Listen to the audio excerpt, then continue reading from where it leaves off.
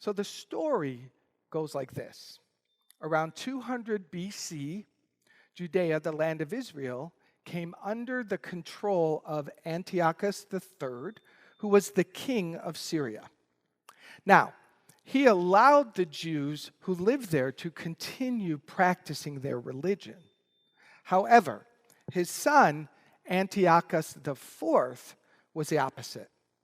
When he came into power, he outlawed the Jewish religion, and he ordered the Jews to worship Greek gods. In 168 BC, his soldiers descended upon Jerusalem, massacring thousands of people and desecrating the city's holy second temple by erecting an altar to Zeus and sacrificing pigs within its sacred walls. And if you know Judaism at all, you know that the eating of ham, the eating of pigs is such a not okay act for them to do. So it just shows how desecrated they had become. Now, the Jews led by the priest Mattathias refused. He refused to eat the pig. And he and his 5 sons caused a large-scale rebellion. When Mattathias died in 166 BC, his son Judah, known as Judah Maccabee, he took up the helm. And within 2 years, the Jews had successfully driven the Syrians out of Jerusalem. And Judah called upon the Jewish people to cleanse the second temple, to restore it, and to return it to its holiness. Now, this is where the miracle comes into play, because they had their menorah to light to support them in the practice of the ritual and of the cleansing of the temple. But they only had, it is said, uncleaned oil enough for the first day. And the miracle is that they lit that candle, that oil, in faith, and it burned for the 8 days until the temple was purified and restored. And so that is the celebration of Hanukkah. They celebrate faith. They celebrate the activation of the light and the restoration of the people. Now, what we do here at Unity, as you know, if you're not new here, if you've been here for a while, we look at these Bible stories from a metaphysical point of view. We don't look at it, did it happen? Is this true or isn't it true? That's not from where we come. We come from the perspective of what does it mean for ourselves and our own spiritual evolution? So each of the characters in the story represent a different aspect of your consciousness. Now, it's fair to say that which was happening back then in terms of oppression of people, wars, dividing, attacking, has been ongoing ever since, yes? Even today. Today we sit in the same, different faces, different energies, different reasons, perhaps, maybe not, I don't know. But it's the same recycling. The fear of all people coming into power. The fear of everyone being their own glorious self. You see, the Greek soldiers in the story, they represent conformity by force. Conformity by force. One of the stories I remember of my father telling me was him being forced to write with his right hand when he was in school as a young boy. I mean, talk about an example of conformity by force. And I know the mind can go, oh, well, that's all they knew, and they thought they're doing the right things. That's not the point. The point is controlling people, not letting them be different, because different means dangerous. And that's what the Greek soldiers represent. If you get too different and you don't obey, we will force you to be like us. Now we look to the world, and there's plenty of that all around the world, but that's not what we're here to talk about today. We're here to say, where does that live in me? Because that's something you can do about. That's something you can do something about that today. Where do those Greek soldiers live inside of me, keeping me tapped down, keeping me under control in case I get a little too like my real self? You get that?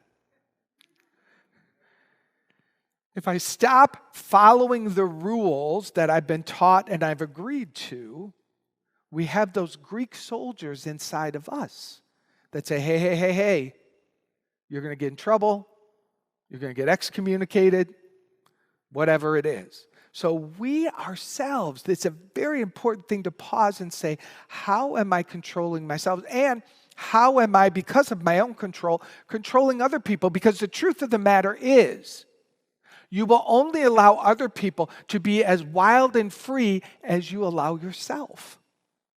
Which is why when you see someone dancing down the street like a clown, or dyeing their hair purple, or having 22 piercings and 1,000 tattoos, that's dangerous to you. That's not your rules. Well, maybe it is. It's not dangerous to me, by the way. I love it. Do it up. Be you. But we watch. That's a way to notice. When we bump up against someone where judgment rises on how they look or what they're doing or how they're appearing in the world, that's showing you the Greek soldiers inside of you. And so the work, the spiritual work, is to go to the good war, to go to war inside ourselves, busting open all of those controlled pockets so that we ourselves can become free. The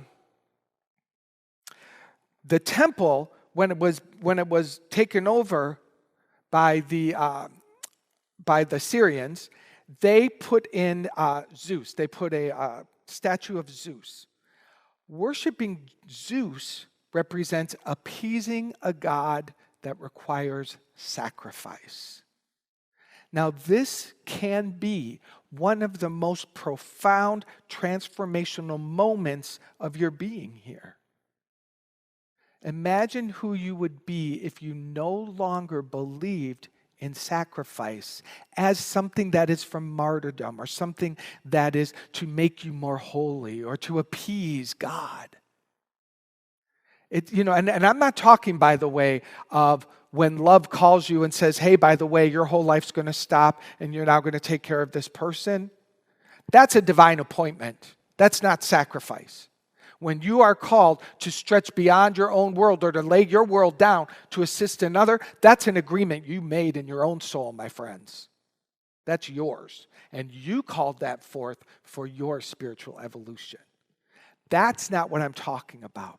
I'm talking about, again, that belief system that we have of some kind of God that requires us to not be ourselves, to sacrifice our joy, to sacrifice some of our natural ways of thinking and being, to be subservient, to sacrifice your truth, to sacrifice your dreams, to lay down your authentic life to pretend to be another, thinking that that's doing something. That's in the story what this represents. And by the way, if you're Greek, my apologies. I didn't write the story. It's just a pointer. It's just a pointer. So, are you getting a sense of what I'm talking about inside of ourselves? And that's always the amazing gift, because when we do the work in ourselves, I promise you, you become the place where the world begins to change from you, not out there. There's so many pointing out there, waiting for the problem to be solved. They are not awake yet. They're completely ignorant to the truth of how we are all contributing to the pain body because we won't do the inner work. We won't let God heal us first. And that's what this beautiful story is about. So Mattathias, the high priest who refused to eat the pig, he represents the refusal of conformity. No, I'm sorry, he doesn't. I cancel. He represents a thought in the higher consciousness that perceives the possibilities that one has through their true self, the great I am. A thought in the higher consciousness. That's what this leader of the Jews represents. You have had many thoughts from higher consciousness.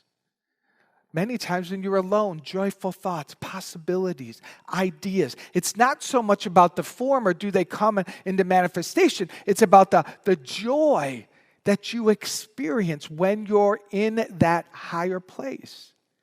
And those higher thoughts are the thoughts that transcend how the world is supposed to work. It's moving up into the higher consciousness where this thing called miracles begins to happen. Because no longer are you subject to the physical laws of the land. The higher thoughts come from a higher law, the law of oneness, the laws that transcend time.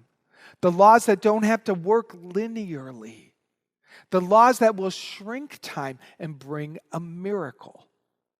This happens in thought, not in form. Now, what is the form for? The form is the messenger that says, hey, you could use a miracle here. There's not enough money in that bank. The body's hurting in this way.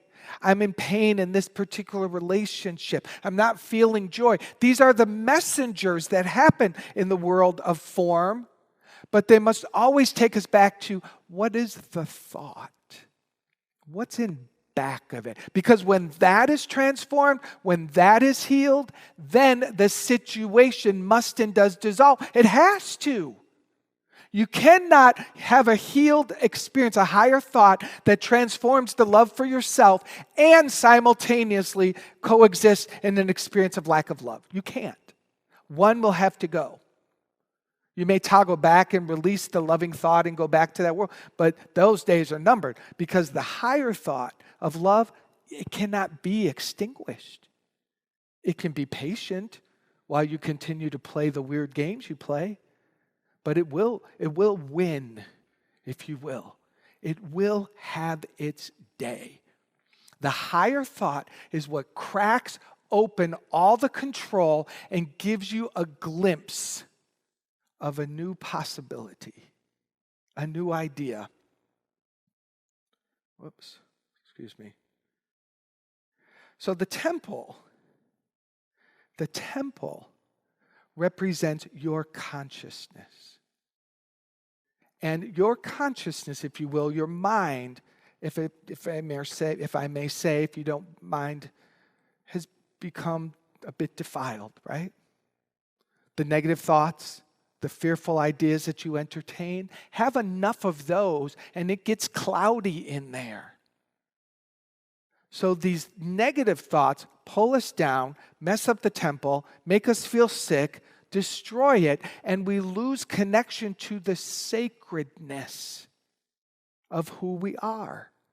We become so convinced of the negativity and the fear. So the temple is you. And the restoration that this story talks about is you. And there is a good war. How do they say it now? The good fight? There's a good fight to be had inside of you. There's a moment where it is, whom do I serve and how do I build up the energy to serve the higher self, to become the higher self, to restore the holy temple of the I am presence. You, oh beloved one, you. To restore your consciousness and to have your mind so purified that it goes more and effortlessly in the direction of truth, of miracles, of possibility. So we've got the negative energy and thoughts and beliefs that must be purified from the temple. The oil in the story, this represents the pouring of love. Giving it love, because love is what heals.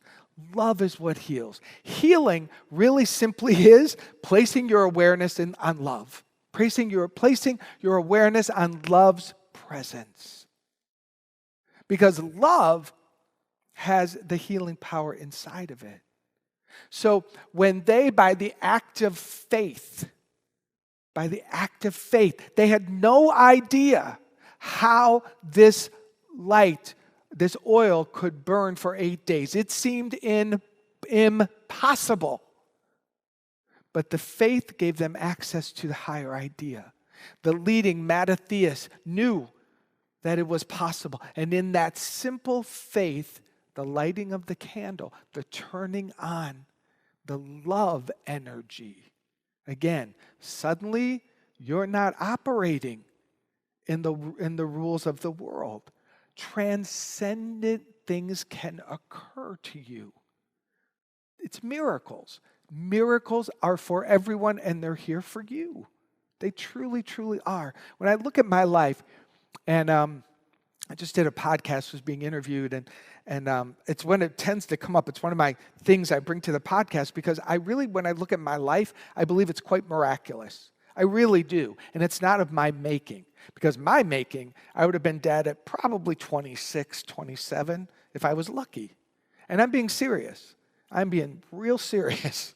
My best intentions were driving me to the grave. But something saved me. Some miraculous, a single thought of there's something better than this. And that activates a completely new path that was there waiting for the one turning of the key to lift you up. And I look at where I was then at 25 to who I am today, and I'm like, that is not a linear path. There are quantum leaps that took place there. There's no way. I do not give glory to myself for the gifts that I have been given, the life, the opportunity to be standing here speaking. I promise you, there's a part of me that's like, what? How? And I hope I don't ever lose that. I hope I don't ever lose that little bit of awe. This is what I'm talking about. This is the miracle in the story. Let's not make it another magic Disney movie. Let's make it a consciousness move that is possible for absolutely everyone here. So in this week, I want you to join me on a 7-day, we'll count today and next Sunday, so we'll make it an 8-day for Hanukkah. We're making up our own Hanukkah, by the way. It already started, but they'll forgive us. The intention is good. Pay attention to your thoughts. Slow down. You've got so much noise that you don't even recognize because it's so familiar. What if you slowed down and chose, whoa, no, not that thought. No, I'm not going to speak this. I'm not going to put this into the world and keep defiling the temple of the I am. If you will take the time to pay attention, and no matter how strong the pull is, the judgment, the attack, the whatever it is against yourself or another, if you could just say, not today, I'm not doing it. Just get into the good fight.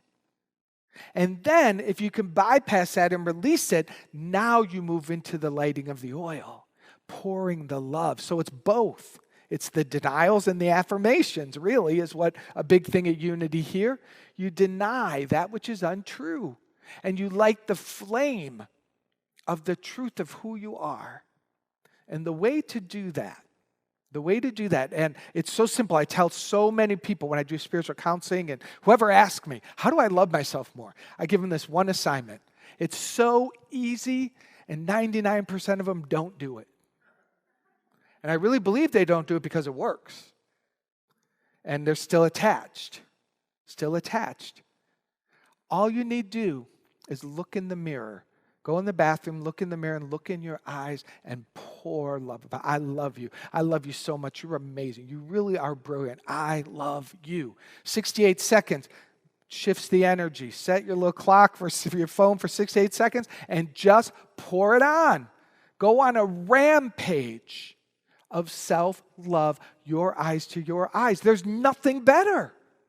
There's nothing better because that's all you really need. You don't need that guy, that person, that child. You don't need them. You really don't. You need yourself. And you need to let them go and take yourself back and pour the love out. I promise you, you do that, they'll come back around. And if they don't, praise God double. Right? So we're going to slow down the negative thoughts. We're going to pay attention. If they come out, that's all right. No feeling bad. Just start over. Multiplying that, adding to that, the pouring of the love upon ourselves. And who could you be? Who could you be next Sunday when we come back together? What's possible? It's much greater than what you're thinking. If you will let the miracle be yours. And I told the earlier service, and I'll tell you, I'll go on Facebook every single day and do a morning prayer and activate this and walk this journey with you. Just join me there. Get on our Facebook page, and every day I'll pop on there and do some prayers and some intention setting, and we'll do it together. Because I believe this week, and next Sunday we come back into Advent, lining up for the Christmas holiday, this week can make all the difference.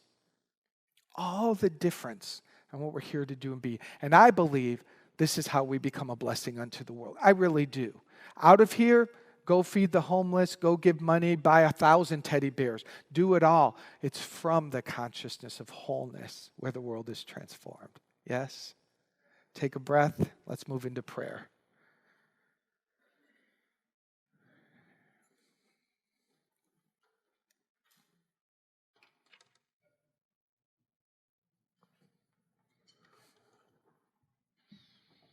Closing your eyes, just letting all of this information just kind of come inside and find its right positions and placing.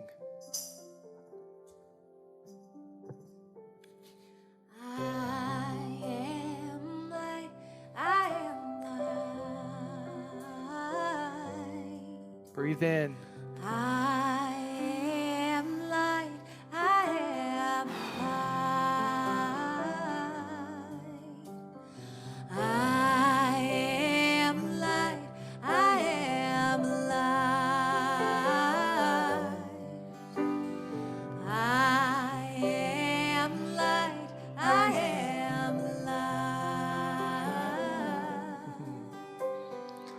Oh, I am the light. I am this light of love that produces miracles upon miracles upon miracles. I am that. And as we know and affirm this for ourselves, I know that all the lower vibration definitions are here and now dissolved. Every single way we have misused and abused our I am power. It is forgiven, it is disconnected, it is dissolved, it is done. Say, this is done. Say, this is done. I am not using my magnificent power to weaken and to eliminate and to control and to limit. I did not come here to conform.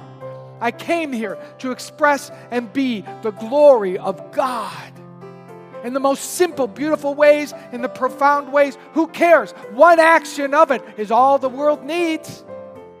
And I affirm for all of us that we are here. We are here to light that love candle and to let it burn inside of us and to dissolve and to purify the temple of the Holy One, the consciousness of God that we are.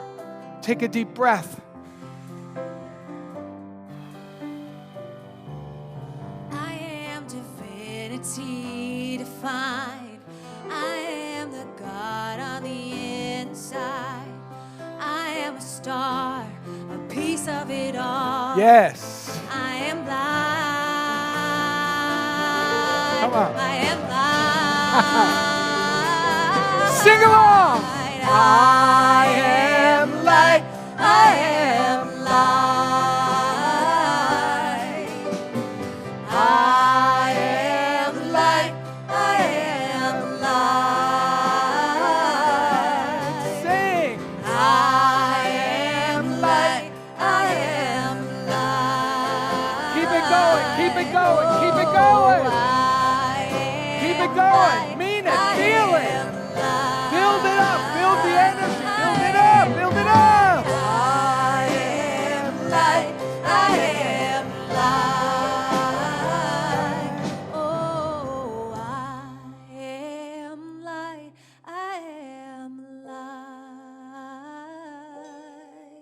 Take a deep breath.